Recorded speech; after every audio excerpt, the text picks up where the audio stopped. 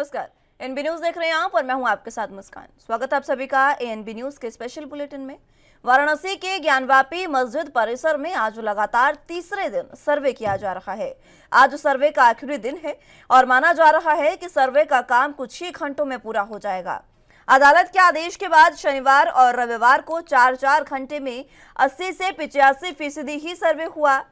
17 मई को survey report Varanasi की civil जज सीनियर डिवीजन रवि कुमार दिवाकर की कोर्ट में पेश की जाएगी।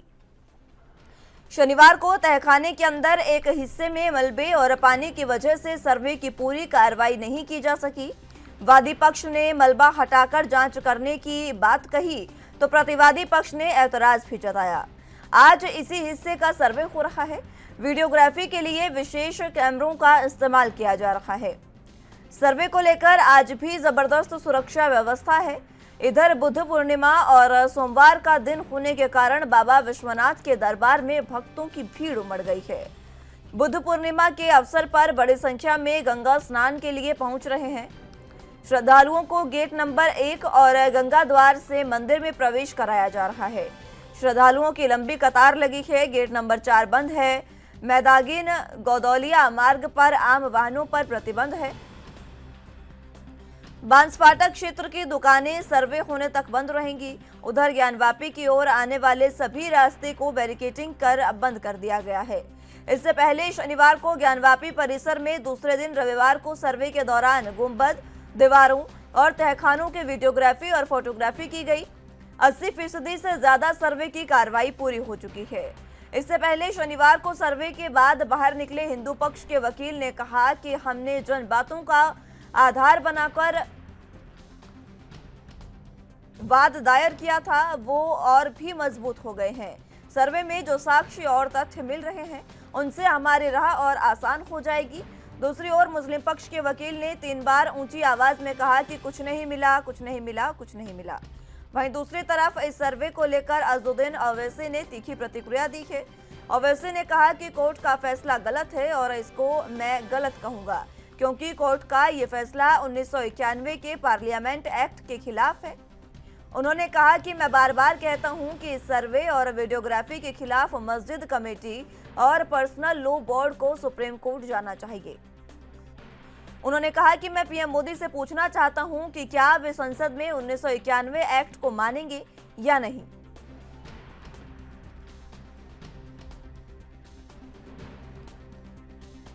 सुप्रीम कोर्ट ने जो बाबरी मस्जिद के टाइटल सूट में जो फैसला दिया उसमें 5 जजेस ने कहा कि 91 का एक्ट भारत के संविधान के सेकुलरिज्म और बेसिक स्ट्रक्चर का हिस्सा है। तो ये फैसला ही गलत है। लोअर कोर्ट का बिल्कुल गलत फैसला है।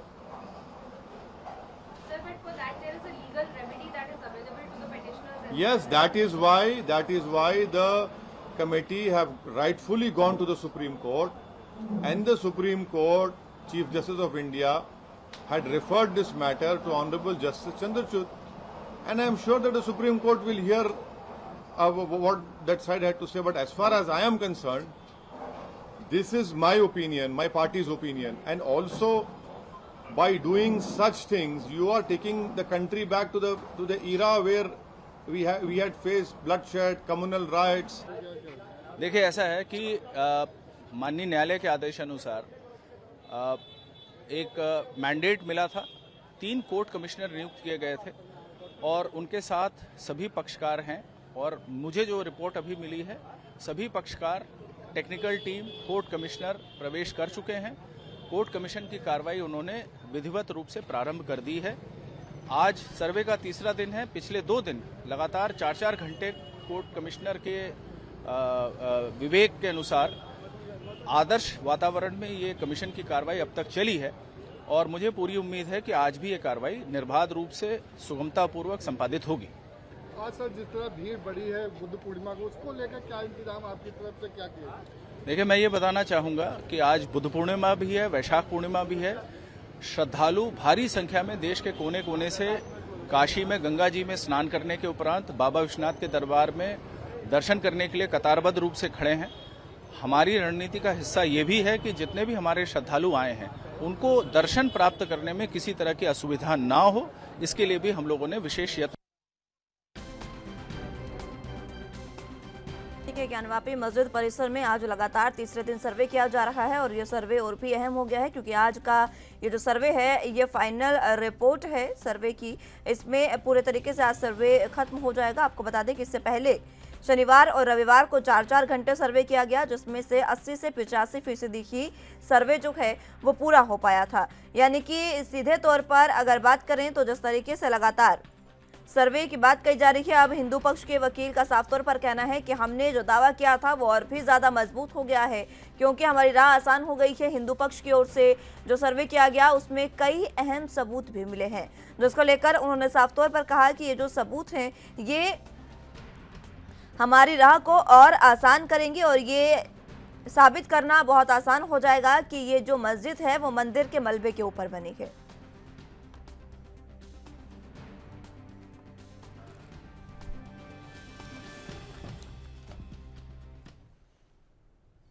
चलिए तो इसी पर चर्चा की शुरुआत कर लेते हैं। तमाम गेस्ट हमारे साथ मौजूद हैं, उनका तारुफ आपसे करवा देते हैं। दीपक राय जी राजनीतिक विश्लेषक के तौर पर हमारे साथ मौजूद हैं, आरपी उपाध्याय जी वरिष्ठ पत्रकार के रूप में हमारे साथ मौजूद हैं और पल्लव शर्मा जी अधिवक्ता हाईकोर्ट से हमारे साथ मौजूद हैं। आप सभी का बहुत स्वागत है एनबी न्यूज पर।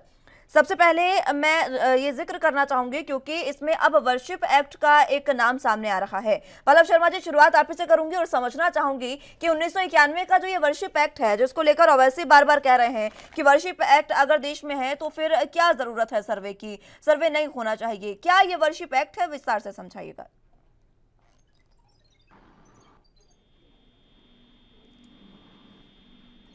पल्लव शर्मा जी।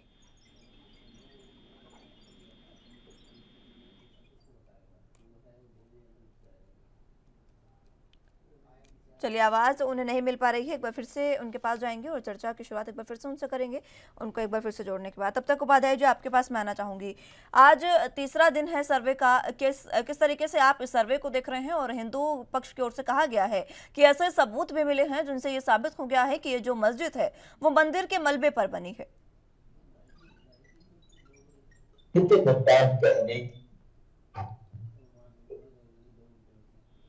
कोई गुंजाइश बाकी नहीं। इतिहास गवाह है, एक ही मंदिर में बहुत सारे मंदिरों को तोड़ा गया और उनके ऊपर मस्जिदें बनाई गई, जबरन धर्मांतरण कराया गया, धार्मिक टैक्स तक लगे।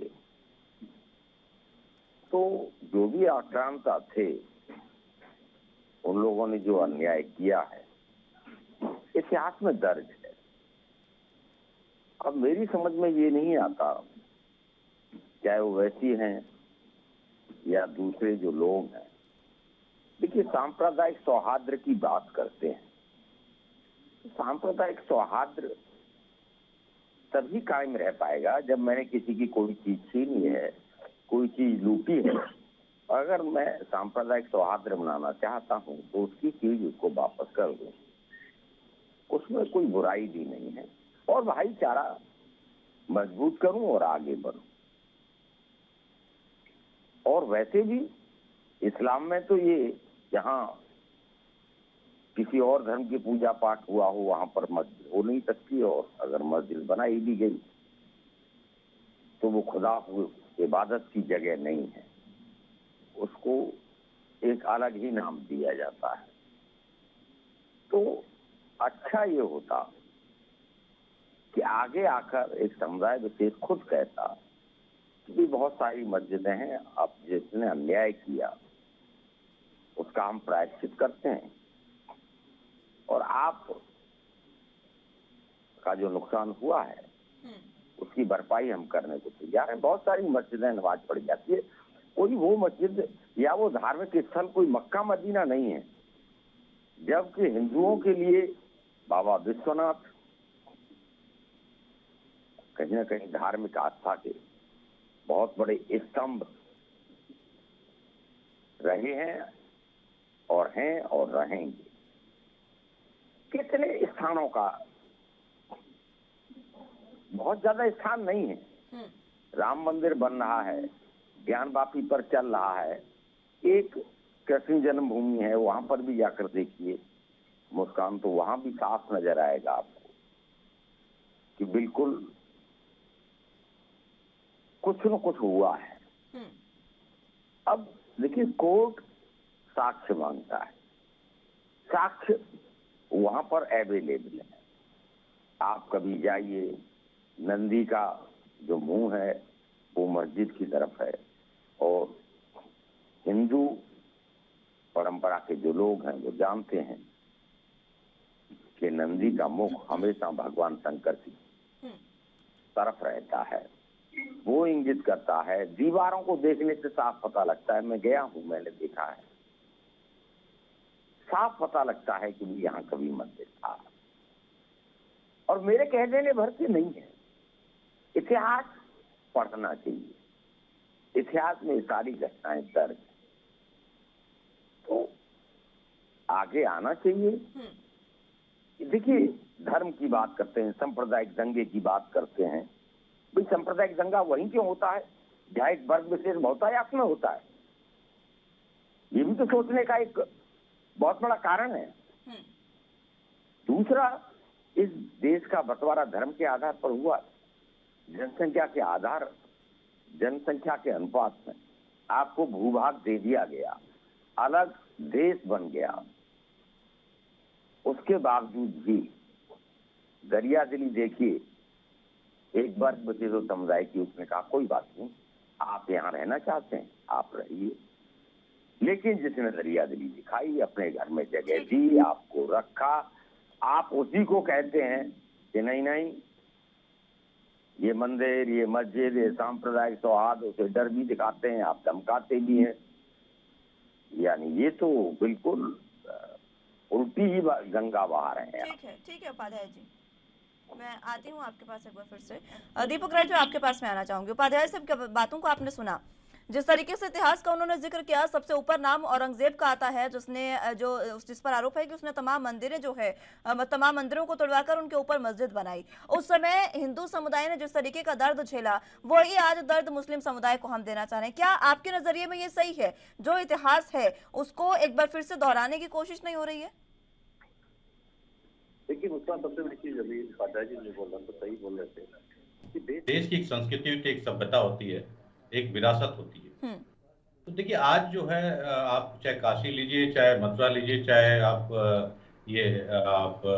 अयोध्या लीजिए, तो हमारी तीनों एक विरासत है। जो हमारे राम का जो कॉन्सेप्ट रहा है पूरे एशिया में, साउथ ईस्ट एशिया में, तो ये एक विरासत है। तो शायद अगर इसको ठीक किया था, इसमें गलती नहीं है।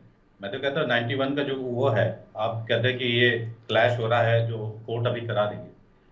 देखिए, इतिहास जो है अपने देश में, अगर हम एडमिनिस्ट्रेटिव उसमें जाएं, तो अगर हमें इतिहास को सही करना है, जहाँ पे गलत है, देखिए ये नहीं कि वो चीज हम गलत थी उसको गलत करने की कोशिश कर रहे हैं। तो जो गलत हुई है तो उसको सही करने में कोई दिक्कत तो नहीं होनी चाहिए। जहाँ तक मुस्लिम वर्ग को है, समझना चाहिए कि अगर आप 3 उसको वो कर देते हैं, जहाँ पे आपका ही धर्म कहता है कि वहाँ पे नमाज नहीं पढ़ी जा सकती, तो उसको छोड़ने में वो नहीं होना चाहिए। आपको उसको दरियादिल दिखानी चाहिए। और अगर देखिए, आपसी जो अगर धार्मिक और सामाजिक समरसता की बात होती है, तो केवल वो हिंदुओं पर नहीं डाला जाना चाहिए। अगर हमारे देश के सभी लोग नागरिक हैं, चाहे मुस्लिम हो, चाहे क्रिश्चियन हो, चाहे बुद्ध हो, चाहे भी, तो सबकी समान जिम्मेदारी होती है। और सबसे बड़ी देखिए, सभी धर्मों में केवल एक ही धर्म जो है सबसे अधिक मेरे ख्याल है कि प्रॉब्लम क्रिएट करता है। दंगे होते हैं वहां पे जहाँ इनका सबसे अधिक प्रेजेंस होता है। चाहे अगर अवैध कार्रवाई होती है वहां पे सबसे अधिक इनके वो पाए जाते हैं। तो इनका अगर ये अपने विरासत से चले तो शायद धमाका ये हिंदुस्तान में फिर रहने लायक नहीं हो, क्योंकि राम और कृष्ण और जो देवता हैं, वो एक देवता नहीं है, एक विरासत है। तो अगर ये लोग उस विरासत को नहीं मानेंगे, तो फिर तो ये देश के संविधान को भी नहीं मानेंगे। तो वो कहीं एक इशू है। तो इसको जो है सॉर्ट आउट करने की जरूरत है। जहाँ पे देखिए, अभी चाहे काशी हुआ, चाहे अयोध्या हुआ, चाहे आप मथुरा है, तो यहाँ पे चीजों की हिस्ट्री को सही करने की कोशिश हो रही है। जहाँ गलत है अगर सही करने की कोशिश हो रही है, तो इसमें कोई गलत नहीं है और सही है जो चीज हो रहा है। अगर आप कोर्ट को मानते हैं तो ये कार्रवाई सही है, फिर आपको भी मानना चाहिए इस पे। जी, ठीक है। पल्लव शर्मा जी, आवाज मिल पा रही है आपको?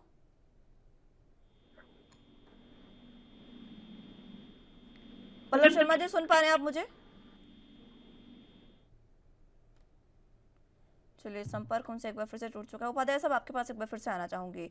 औरंगजेब पर इस तरीके के आरोप, इस तरीके की बातें कही जाती है कि औरंगजेब ने जो है, इतिहास में भी लिखा है कि औरंगजेब ने तमाम मंदिरों को गिराकर मस्जिदें बनाई। इसका मतलब तो ये है कि जितनी भी मस्जिदें हैं वो मंदिर के ऊपर बनी होंगी, तो आगे कितनी? जी। सारी मस्जिदें मंदिरों के ऊपर है, ये कहना आपकी ऐसा नहीं। और न एक वर्ग विशेष या समुदाय विशेष सारी मस्जिदों को तोड़ने का पक्ष कर दी।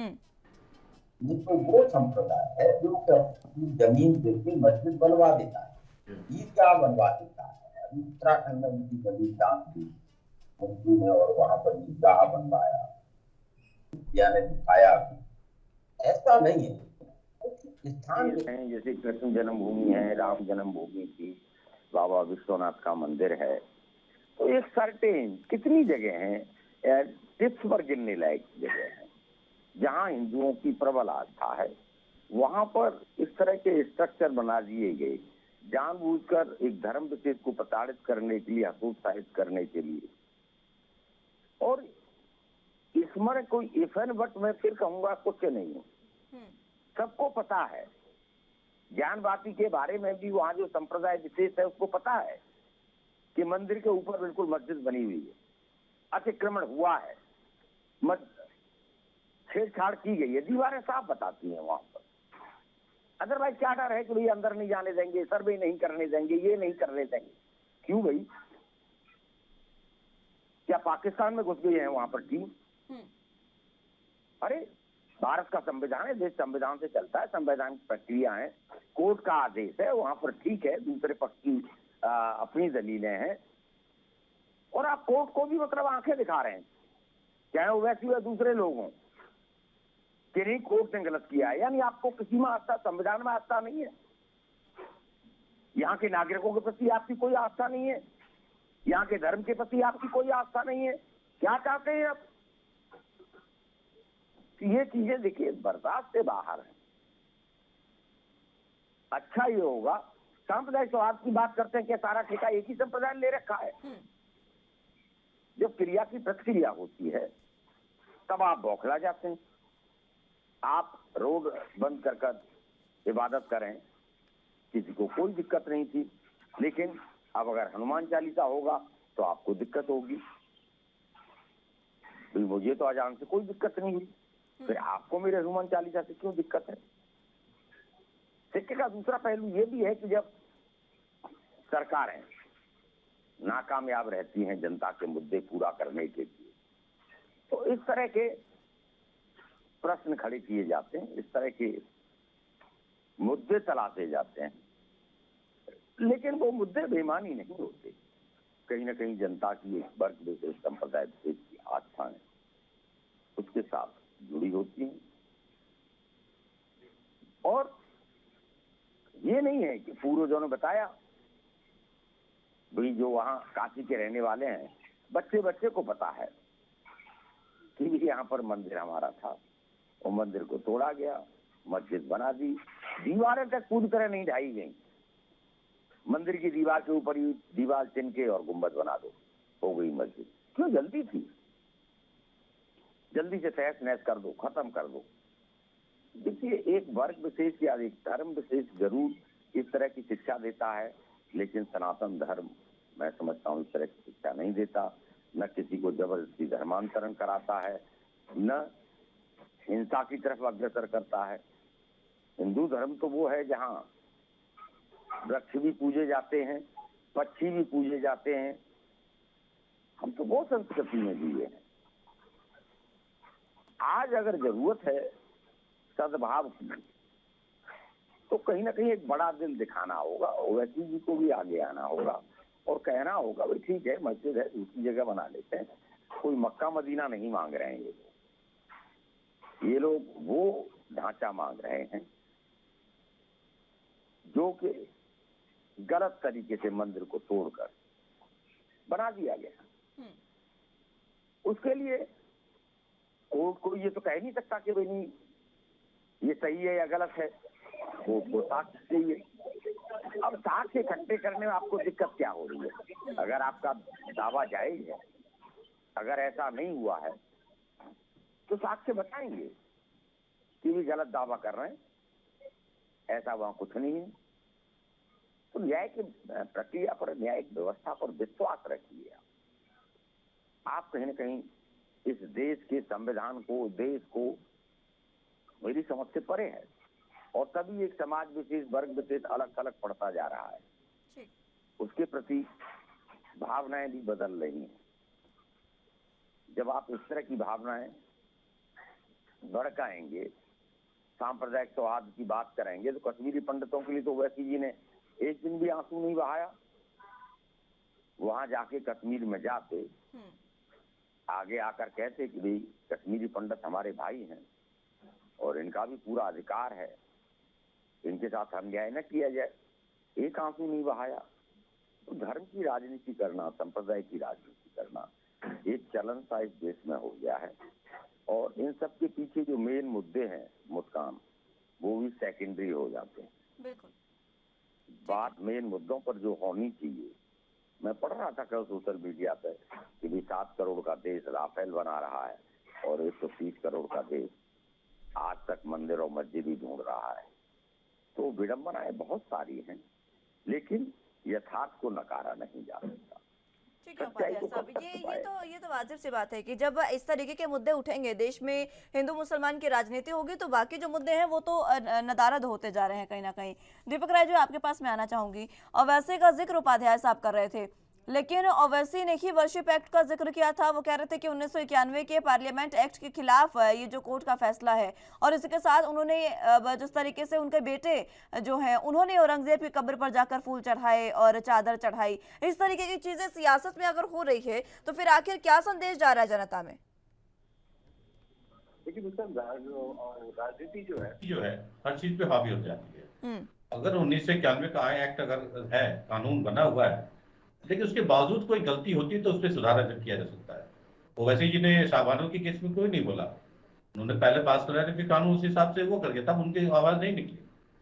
तो सवाल देखिए, आज जो इतिहास को सही करने की कोशिश हो रहा है, देखिए हिंदू धर्म इतना बड़ा गलत तो कभी कर ही नहीं सकता। अरे 1947 पढ़िए, मैं वही कह रहा हूँ कि धर्म के आधार पर पटना है, मुस्लिम पाकिस्तान में रहेंगे, हिंदू हिंदुस्तान में रहेंगे, उसी को फॉलो कर ले। 1947 तो पहले, ठीक है उपाध्याय साहब, 43 में जो डिसाइड हुआ था उसको इम्प्लीमेंट कर ले। ओवैसी चले जाए पाकिस्तान, क्यों नहीं जाते? 1947 में क्लियर समझौता था, एक धर्म विशेष के लिए एक अलग देश बन गया था। तो ओवैसी जी यहाँ क्या कर रहे हैं? 1947 के समझौता पढ़े। ठीक है उपाध्याय साहब, यही कह रहे हैं दीपक राय जी भी, एक बार बात उनकी सुन ले। जी हाँ जी, उपाध्याय जी सही बात है। अगर ये सवाल ये है ना, सवाल सबसे बड़ी चीज है जो इनके फेवर में होता है, तब तो कानून भी सही है, संविधान सही है, सब कुछ सही है। अगर ये क्यों नहीं जस्टिफाई करते हैं कि रोड पे जैसे नमाज पढ़ते हैं, क्या उस संविधान में लिखा हुआ है? आप रोड पे अभी भी मस्जिदें पड़ी, उनके तोड़ने जाइए तो तोड़ने नहीं देते हैं, क्या संविधान में लिखा हुआ है? इन्हें के हैदराबाद में आप जाइए, चाहे हैदरगुड़ा में, एक रोड चौड़ी की जा रही थी, आज भी वहां पे मस्जिद खड़ा हुआ है, मंदिर मस्जिद दोनों थे, मंदिर हट गया लेकिन मस्जिद को आज उठाने में आज भी वहां पड़ा हुआ है, वो लोग रोक रहे हैं, तब उनको वो चीज दिखाई नहीं देती है।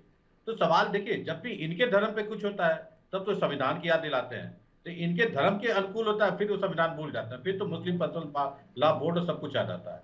लेकिन सबसे बड़ी चीज आज ओवैसी आज आंख इसलिए उठाते हैं कि हमारा जो सत्ता पक्ष है, सरकार है, वो सबसे कमजोर है। आप क्यों चिंता करते हैं? क्यों नहीं टर्की में 16 साल पहले जो है आज वो था, एक वो चर्च था, उसको तोड़ के मस्जिद बना दिया गया। तो वो लोग अपनी विरासत को बहुत मानते हैं, हर देश मानता है, तो क्यों नहीं आज हम माने? सवाल है, कोई चीज गलत नहीं कर रहे, हम किसी मस्जिद को तोड़ के मंदिर बनाने की बात नहीं कर रहे। आपकी दो चीजें, जहां आस्था का सवाल है, आस्था भी हम चाहते हैं कि कानून के थ्रू हो, ये नहीं कि जा रहे कि आप कानून को भूल के हम जाके तोड़ के वहां मंदिर बना रहे हैं। हिंदू पक्ष जो कोर्ट गया है, वहां से साक्ष्य कोर्ट जो डिसाइड कर उसमें बात होगी।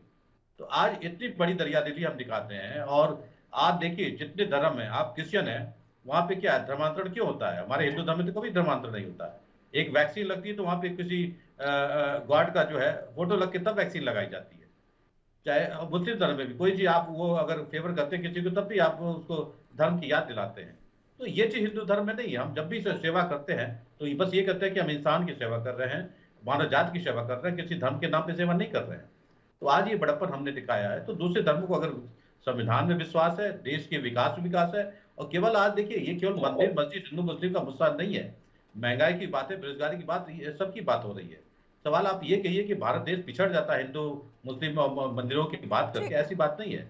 जब हम मंदिर की बात करते हैं तो अपनी विरासत की बात करते हैं। ठीक है दीपक राय जी, मैं एक बार फिर से लौटूंगी आपके पास, चर्चा की शुरुआत एक बार फिर से करेंगे। फिलहाल वक्त एक छोटे से ब्रेक का है, फौरन हाजिर होंगे।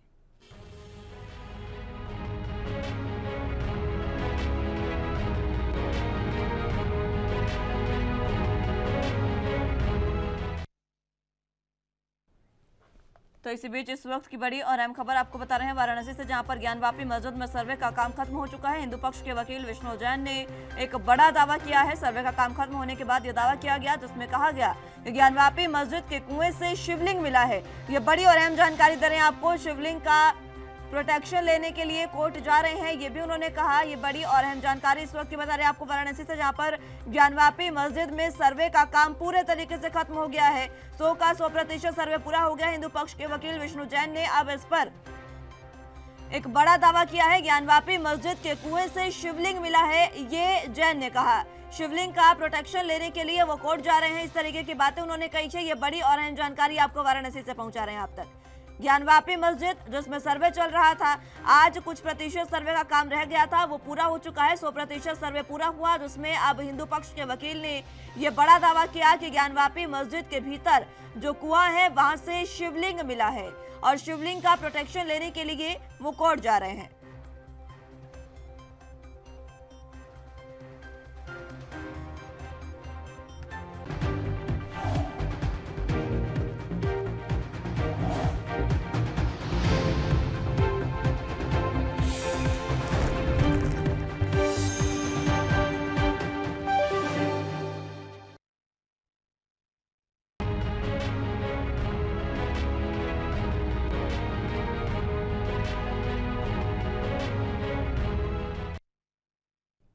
ब्रेक के बाद एक बार फिर से स्वागत है आप सभी का एएनबी न्यूज के स्पेशल बुलेटिन में। तमाम गेस्ट हमारे साथ मौजूद है। चर्चा की शुरुआत एक बार फिर से कर लेते हैं। पल्लव शर्मा जी भी अधिवक्ता हमारे साथ मौजूद हैं। पल्लव जी, आवाज मिल पा रही है आपको?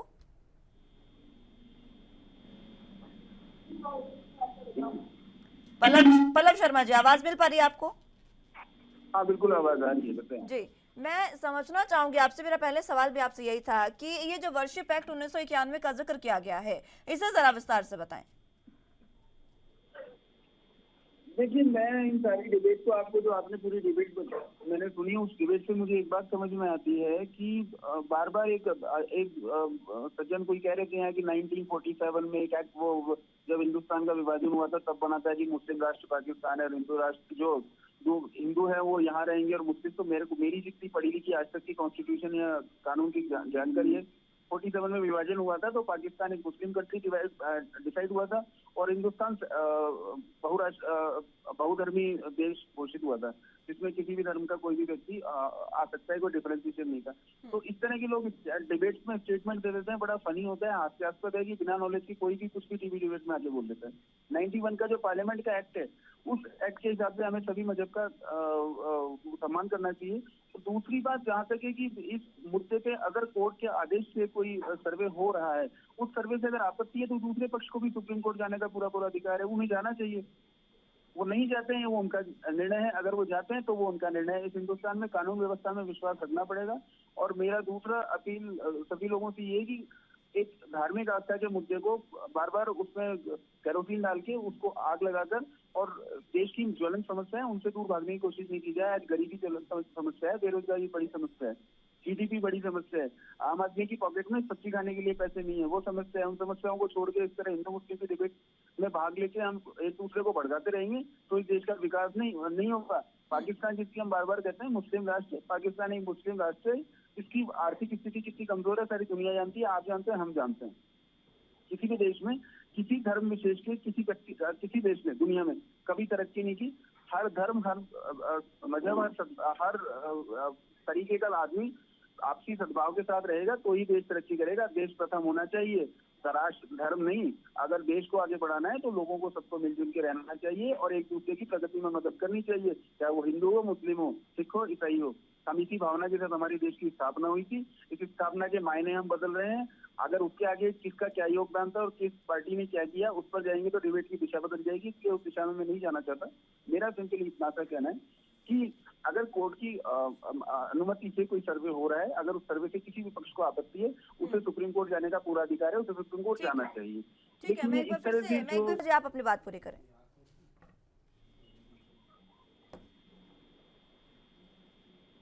पल्लव शर्मा जी।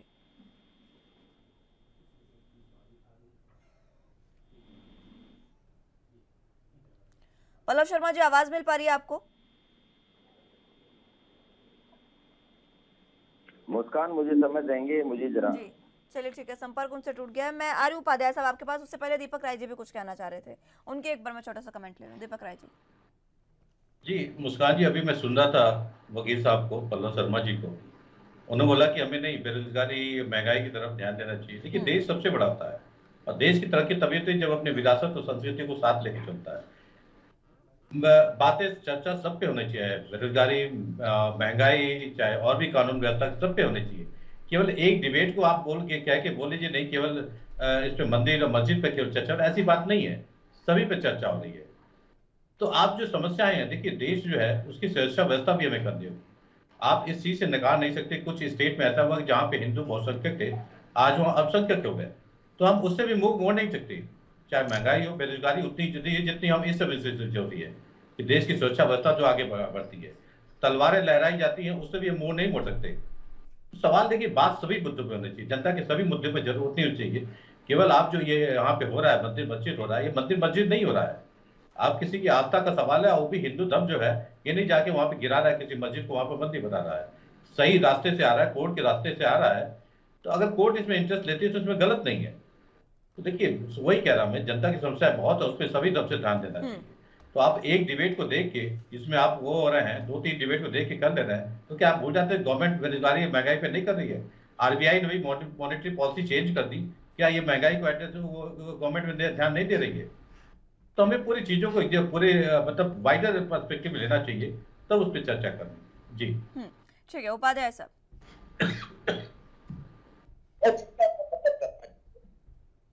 ज्ञान या बहुत ज्यादा ज्ञान हो सकता है कि भी उनको ज्ञान ज्यादा हो, लेकिन उन्होंने भी माना कि इस देश का बंटवारा तो धर्म के आधार पर हुआ था। पाकिस्तान मुस्लिम राष्ट्र बना था। मुस्लिम राष्ट्र क्यों बना था? हम अगर धर्मनिरपेक्ष रहे तो धर्मनिरपेक्षता का मतलब ये नहीं है कि हिंदुओं को खत्म कर दो या हिंदू धर्म को खत्म कर दो। बात संविधान की हो रही थी, सर्वोपरि है, देश सर्वोपरि है। क्या सबके लिए नहीं है कि सिर्फ हिंदुओं के लिए संविधान और देश सर्वोपरि है? कश्मीर में कश्मीरी पंडितों को जिस तरह से निकाला गया, जिस तरह से जो अत्याचार किया गया, किसने शुरू किया? जनता के मुद्दे तो तब रहेंगे जब जनता रहेगी। कश्मीर में कश्मीरी पंडितों को भगा दिया गया, अत्याचार किया गया, किसने किया? पल्लव शर्मा जी ने उस पर कोई बात ही नहीं रखी। वो तो ये कहते हैं कि भाई हम सांप्रदायिकता भड़का रहे हैं। भाई मैं तो आज बोल रहा हूं, कश्मीरी पंडितों को तो उस दौर में हुआ, इस आजाद भारत में हुआ, और न संविधान न्याय दे पाया और न संवैधानिक संस्थाएं आज तक उन्हें न्याय दे पाई। आज भी विस्थापित जीवन जी रहे हैं। क्या विडंबना नहीं है इस देश की? आप कहते हैं कि नहीं, मैं भी इस बात का पक्षधर हूं, बात मुद्दों पर होनी चाहिए, लेकिन सच को सच कहने की हिम्मत भी रखनी चाहिए। धर्म और संप्रदायवाद की चीजें हैं, जो हकीकत है उसे झुठलाया नहीं। उन्होंने ये भी कहा ना, ये भी कहा उपाध्याय साहब, उन्होंने कहा कि ठीक है जब बंटवारा हुआ पाकिस्तान मुस्लिम राष्ट्र बना, लेकिन जो भारत है उसको तो धर्मनिरपेक्ष बनाया गया था ना। तो जब सेक्युलर बनाया गया था तो यहाँ पर सभी धर्मों का सम्मान होना चाहिए, ये तो वाजिब सी बात है। हाँ बिल्कुल वाजिब बात है, बिल्कुल आपने मुस्कान सही कहा, होना चाहिए। लेकिन कौन नहीं कर रहा सम्मान? कश्मीरी पंडितों को धर्म का सम्मान नहीं होना चाहिए, कश्मीरी पंडितों का सम्मान नहीं होना चाहिए। जम्मू कश्मीर में मंदिर तोड़ दिए जाने चाहिए, खंडहर बना दिए जाने चाहिए, आग लगा दिए चाहिए उनमें, और एक वर्ग विशेष, समुदाय विशेष ये सब करता रहे, दूसरा समुदाय कुछ बोले नहीं।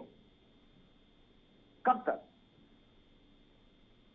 एक वर्ग विशेष ने पहले इतिहास गवाए, अत्याचार किए, और आज भी उसी इतिहास को दोहराने के लिए तत्पर दिख रहे हैं लोग। क्या कहना चाहते थे पल्लव शर्मा? मैंने जो पढ़ा है बिल्कुल उसमें लिखा हुआ है कि अत्याचार हिंदुओं पर हुए। मुझे बता दें कि भी हमने कौन सा अत्याचार किया है? एक वर्ग विशेष या धर्म विशेष ने कहा किस पर अत्याचार किया? हमारे ऊपर आज भी अत्याचार हो रहा है। कश्मीरी पंडितों को आज भी हम वहां पर स्थापित नहीं कर पाए, बता नहीं पाए, उनकी पूंजी, उनकी जमीन जायदाद सब छीन लिया गया। तो पल्लव शर्मा जी को आगे आना चाहिए और उस समुदाय विशेष से भी अपील करनी चाहिए कि भैया आपने ये गलत किया है। सब कुछ एक वर्ग विशेष ही तो गलत नहीं कर रहा है। तो गलत ठीक और है, सही को लेकिन सही एक कहने सवाल में- ये भी है, ठीक है दीपक राय, जो आपके पास मैं आना चाहूंगी, एक सवाल ये भी है कि इस समय ये जो तमाम चीजें देश में हो रही है, ठीक है, हर धर्म का सम्मान होना चाहिए, और हमारा जो इतिहास है, हमारी जो विरासत है, हमें उसे बनाए रखने में पूरे तरीके से उसका अनुपालना करनी चाहिए कि हमें अपना जो धरोहर है वो संभालनी चाहिए। लेकिन धरोहर तो ताजमहल भी है। नहीं, आपने सही कहा। देखिए, मैं तोड़ने की बात नहीं करता हूँ। अगर जो चीज अगर शांति से हो सकती है, जो वहाँ पे मस्जिद है, अगर वो छोड़ दी जाए तो कोई ऐसा नहीं कि बहुत बड़ा तोड़ फोड़ हो रहा है, कोई ढांचे में स्ट्रक्चर में चाहिए। सवाल है उससे जुटा हुआ चीज है, चाहे आप मसला लीजिए चाहे लीजिए। तो सवाल है कि अगर इसमें तोड़ा हुआ गया हुआ है, अगर किसी को सही करने की बात होती है, साक्ष्य मिलना है। केवल आस्था की झूठी आस्था, अंधी आस्था के नाम पे हम उसको क्लेम करने की कोशिश नहीं करना है। तो सबसे बड़ी चीज, अगर कोर्ट के थ्रू हम आ रहे हैं तो कहीं न कहीं एक लॉ का भी सपोर्ट है, तो एक तर्कसंगत आधार पे उस पर क्लेम कर रहे हैं, तो इस पर गलत चीज नहीं होनी चाहिए। अब कोर्ट भी ज्ञान लिया तो वो भी किसी कानून के अंतर्गत ही लिया होगा, ऐसे आंख बंद करके नहीं लिया सकता, उसको हमें ध्यान रखना होगा। ठीक है, लेकिन जिस तरीके से ये तमाम चीजें अभी देश में हो रही है दीपक राय जी, अभी आप कहीं भी देख लीजिए, अभी पहले हमने अयोध्या का विवाद इतने लंबे समय बाद सुलझाया है, उसके बाद ज्ञानवापी और मथुरा में भी एक विवाद चल रहा है श्री कृष्ण जन्मभूमि का। ये जो विवाद हिंदू मुस्लिम की राजनीति इस समय देश में हो रही है, ये बहुत पहले हो जाना चाहिए था। जब जो हिंदू है, जब वो पूरी मेजोरिटी में आ गया था, उस समय भी ये चीजें होनी चाहिए थी। सरकारों ने पहले क्यों नहीं किया, इस समय इतने लंबे समय बाद ये चीजें? नहीं, सही कहा आपने। मतलब सबसे बड़ी चीज देखिए, आज राजनीति जो हर चीज पे हावी रही, कहीं न कहीं गवर्नमेंट जो पहले की गवर्नमेंट रही है, एक तबके को खुश करने के लिए उन्हें हर चीज उनकी बात नहीं मानी। चाहे वो चीज कांग्रेस रही है, कांग्रेस में गांधी जी ने बोला कि नहीं 55 करोड़ दे दो, वो 55 करोड़ क्या हुआ? कश्मीर में केवल पाकिस्तान की जो सेना थी, कश्मीर में आगे बढ़ने के लिए उस पर खर्च किया गया। तो कहीं न कहीं तुष्टीकरण की नीति जो है आज जो है, उसकी वजह से चीज हो रही है ना। ये 50 साल पहले ही हो जाना चाहिए था। जहां जहां क्लेम है वहां पे होना चाहिए था, और उसको गवर्नमेंट को मानना चाहिए, गवर्नमेंट को खुद आना चाहिए था कि हमारी जो सांस्कृतिक विरासत है। सवाल देखिए आप ये कि जो मुस्लिमों ने किया हिंदुओं के साथ, तो क्या आप उनसे करें, उनके अगेंस्ट भी करें? तो हिंदू तो कभी कर ही नहीं सकता। आज मुस्लिम जो है, सभी वर्ग जो है हिंदुस्तान में शांति से रह रहा है, इसमें तो कोई इशू नहीं है। सबको बेरोजगार, चाहे रोजगार का अवसर हो, चाहे और भी किसी चीज का अवसर हो, समान रूप से दिया जा रहा है। तो कह रही है हिंदू मुस्लिम नहीं, हिंदू मुस्लिम तो बनाया जा रहा है, राजनीतिक दल इसको बना रहा है। जी ठीक है उपाध्याय साहब, फिलहाल जिस तरीके से मैं सवाल मेरा यही रहेगा आपसे कि प्राचीन धरोहर तो हमारा ताजमहल भी है, बेशक वो किसी ने भी बनाया हो, लेकिन देश के अजूबों में, 7 अजूबों में शामिल है वो, दुनिया के 7 अजूबों में, माफ कीजिएगा। इसमें कोई दो राय नहीं है, और हिंदुस्तानी उस पर गर्व करता है, इस बात को नकारा नहीं जा सकता। विश्व हेरिटेज धरोहर है वो एक।